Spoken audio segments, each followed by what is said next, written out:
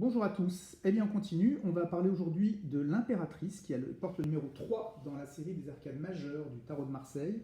Eh bien, l'impératrice est une femme qui fait suite à une autre femme qu'on a vue un petit peu avant, qui est la papesse avec le numéro 2. Mais alors là, rien à voir, puisque la papesse qui était un petit peu engoncée, qui était un petit peu tournée vers le passé et tournée sur elle-même, bah là, au contraire, on a une impératrice qui regardait a les bras ouverts, elle a les genoux ouverts, elle regarde vers la droite, donc ce qui est plutôt l'avenir. C'est quelqu'un qui est prêt à se tourner vers les autres.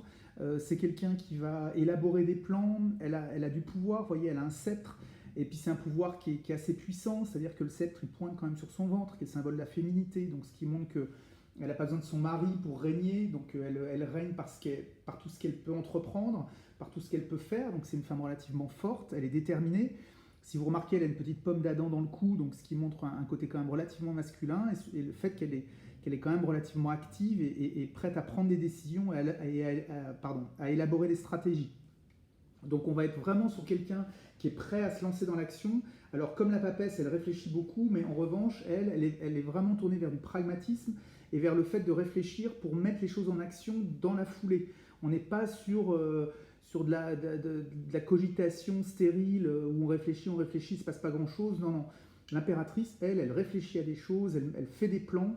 L'idée, c'est que les choses auxquelles elle réfléchit doivent être mises en œuvre pour ensuite déclencher l'action. L'action qui sera faite, on le verra plus tard, par son mari l'empereur, qui va la suivre avec le numéro 4. Voilà. Donc, écoutez, j'espère que vous avez un petit peu mieux appréhendé cette carte de l'impératrice et que ça vous aidera à développer vos tirages et à mieux comprendre la personnalité de cette carte.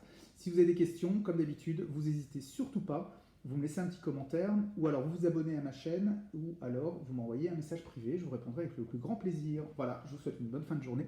À très bientôt.